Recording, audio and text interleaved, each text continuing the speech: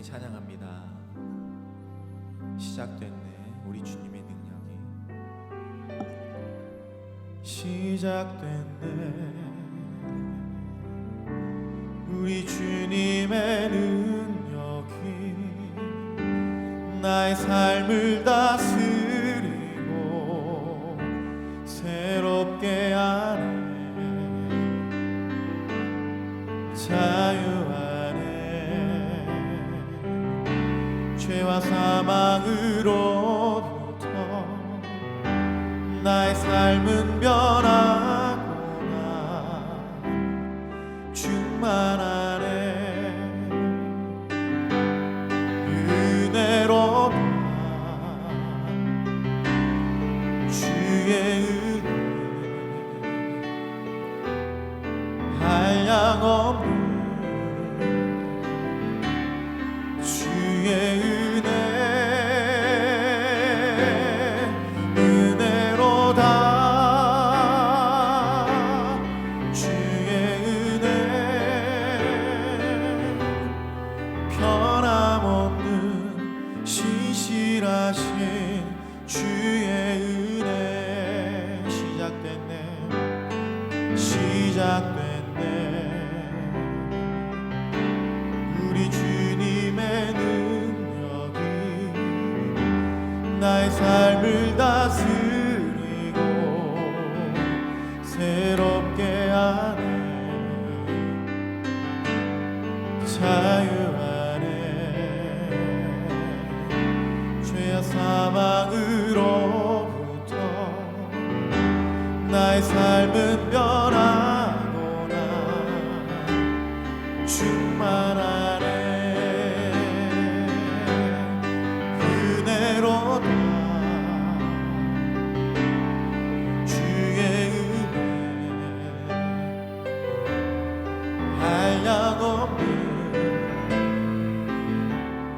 주의 은혜 은혜로다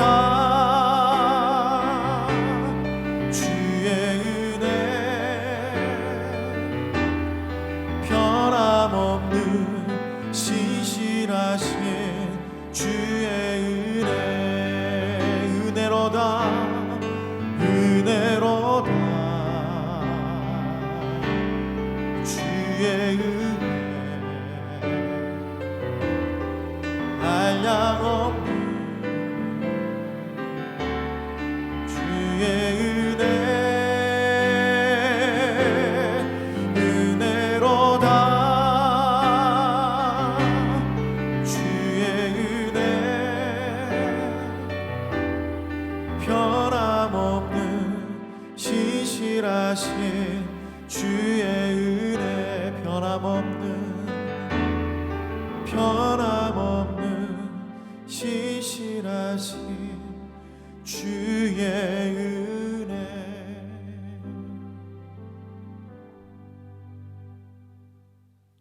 주님 오늘도 우리에게 새날을 허락하시면 감사드립니다.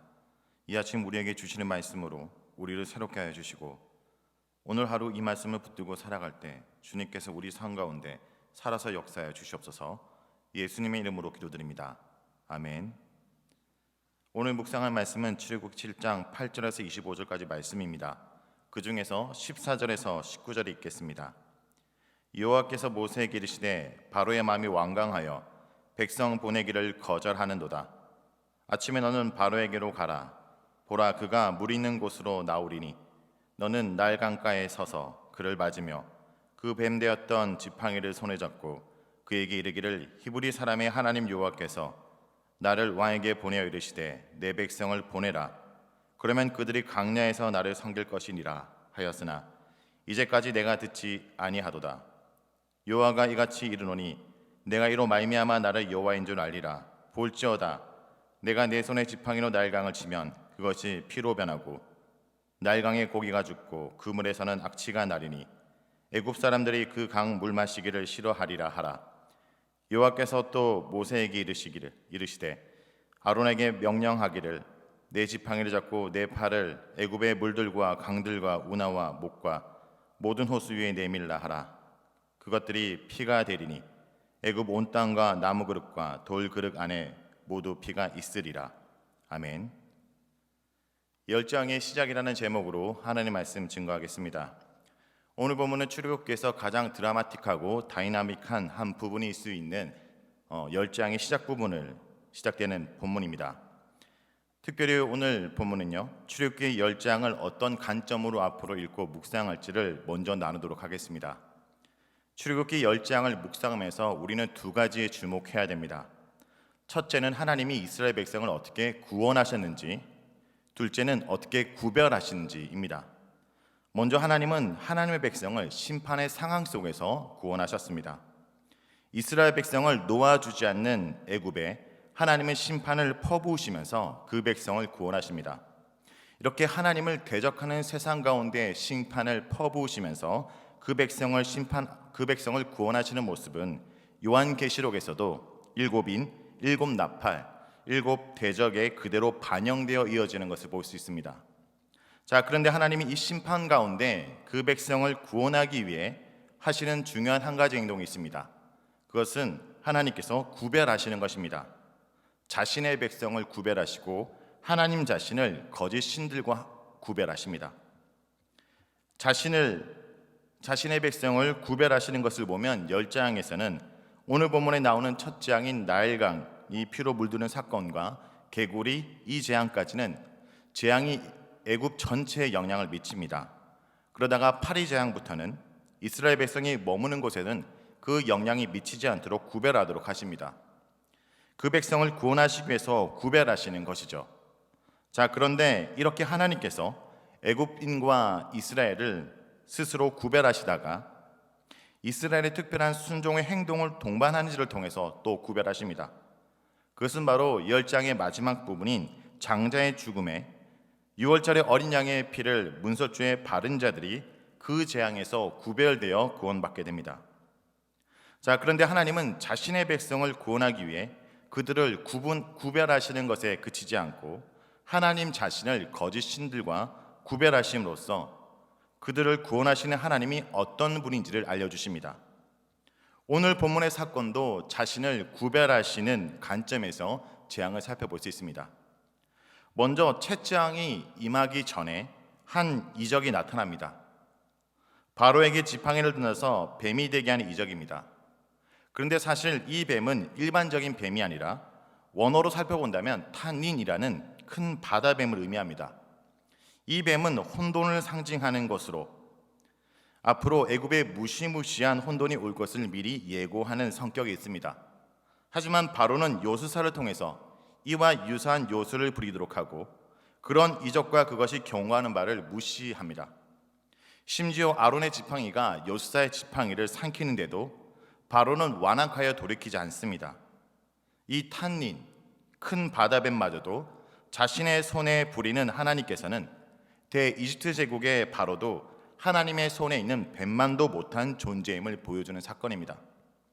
이렇게 하나님은 이 이적에서도 바로에게서 자신의 백성을 구원하시기 위해 먼저 자신을 이집트 신들과 구별하시고 계심을 알 수 있습니다. 사실 다음 본격적으로 시작되는 나일강의 재앙에서부터 단순히 바로를 심판하는 것을 넘어서 이집트 신들과 하나님 자신을 철저히 구별하며 드러내고 있습니다. 하나님께서는 애굽을 향해 내리시는 10재앙은 사실은 모두 애굽을 지배하는 신들을 향한 하나님의 징벌이요 그들의 허위를 폭로하는 사건입니다. 그들의 권력을 무장해제하고 애굽 신들의 신성을 부인하고 그 거짓됨을 드러내고 조롱하는 일입니다. 그들이 만든 질서를 무너뜨리고 새로운 것을 창조하신 하나님의 권능을 시연하는 사건이죠. 무엇보다 하나님은 이를 통해서 애굽과 바로와 이스라엘 백성들이 여호와 하나님을 새롭게 인식하는 데 목적을 두고 계십니다. 이렇게 하나님의 하나님 되심을 하나님 스스로 증명해 나가시기 위해 이집트의 거짓 신앙을 파괴하시는데 그것의 첫 번째가 바로 나일강이 피로 물드는 것입니다. 나일강은 애굽의 풍요를 상징하는 것으로 그들의 풍요의 근원으로 여겼습니다. 인구 97%가 나일강가에 모여 살았습니다. 이렇게 나일강에 전적으로 의존하여 풍요로운 삶을 살았던 애굽 사람들은 나일강을 숭배했고 나일강의 신인 하피에게 예배를 드렸습니다. 그러나 이제 그 거짓 신이 피로 물듭니다. 본문에서 하나님의 명령을 받은 모세와 아론은 하나님의 명령대로 바로와 그의 신하들 눈앞에서 하나님의 지팡이를 들고 나일강을 쳤습니다. 여기서 치다라고 번역되는 낙하라는 히브리 동사는 전쟁에서 적을 공격하고 죽이는 상황 속에서 사용되는 단어로, 이 사건은 단순히 막대기로 나일강을 건드리는 것이 아니라 하나님께서 나일강과 애국을 공격하고 계심을 의미합니다. 이 공격에 이집트의 풍요의 근원이었던 나일강이 피로 변하며 나일강의 물질적인 풍요가 하비 신 때문이 아니라는 것이 드러납니다. 이와 동시에 이집트의 풍요의 근원인 나일강이 사실은 피지배 민족인 대상들에 대한 폭력과 살인의 장소였다는 것, 이스라엘 사내 아이들이 죽음을 당한 필림의 장소였다는 것을 상기시키고 그 죽음에 대해 하나님께서 지금 심판을 시작하셨음을 나타냅니다. 주님은 기억하셨습니다. 이스라엘 사내 아이들이 빠져 죽었던 그 장소를 기억하셨습니다. 그래서 제일 먼저 나일강을 피로 물들게 하신 것입니다. 이집트인들이 풍요의 근원으로 여겼던 그곳이 폭력과 살인의 장소였다는 것을 폭로하시고 그것에 대한 대가를 반드시 치르겠다는 의지를 표명하고 계십니다. 하지만 이러한 상황 속에서도 바로는 뜻을 돌이키지 않았을 뿐 아니라 이집트 백성들이 고통을 당하는 것에 대해 전혀 관심조차 보이지 않고 있습니다. 그리고 이를 해결하기 위해 노력하지도 않습니다. 이런 바로의 무정한 왕의 모습이 자신의 백성의 부르짖음을 들으시고 그들을 구원하시기 위해 이제 찾아오신 여호와 하나님과 분명한 구별이 되는 모습입니다. 성도 여러분, 오늘 말씀을 통해 우리는 이 재앙 같은 인생 가운데 우리를 구원하신 하나님께서 이 세상 사람들이 의지하는 거짓 신과 얼마나 구별되는 분임을 다시 한번 묵상하기 원합니다. 성도 여러분, 하나님은 우리를 구원하시기 위해 구별하셨습니다. 뿐만 아니라 하나님이 자신의 세상 사람들이 따르는 거짓 신과 얼마나 구별된 분이신지 보여주셨습니다. 그 하나님이 오늘도 우리를 돌아보시고 우리의 부르짖음에 응답하십니다. 오늘도 그 하나님을 붙들며 이 세상 속에서 구원받은 구별된 주의 백성으로 살아가길 간절히 기도드립니다. 함께 말씀을 놓고 기도하기 원합니다. 우리를 구별하시고 구원하신 주님 감사드립니다. 재앙 같은 세상 속에서도 우리의 부르짖음과 고통을 돌아보시고 돌보심을 감사드립니다. 이스라엘 백성을 바로의 손에서 구원하신 그 하나님의 역사를 온도 내 삶 가운데 깨닫기 원합니다. 다 같이 말씀을 놓고 기도하기 원합니다. 기도하시겠습니다. 하나님 아버지 감사드립니다.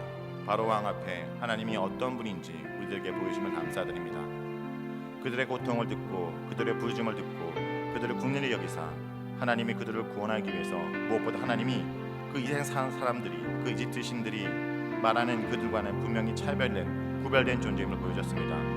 하나님, 주님은 우리를 돌아보시고 우리의 백성의 부르짖음을 들으시고 응답하시는 분이심을 믿습니다. 오늘도 재난 같은 재앙 같은 삶을 살아갑니다. 주님께서 우리의 부르짖음에 침묵하지 않으시고 우리를 찾아오시고 주의 손으로 건져낼 것을 믿습니다.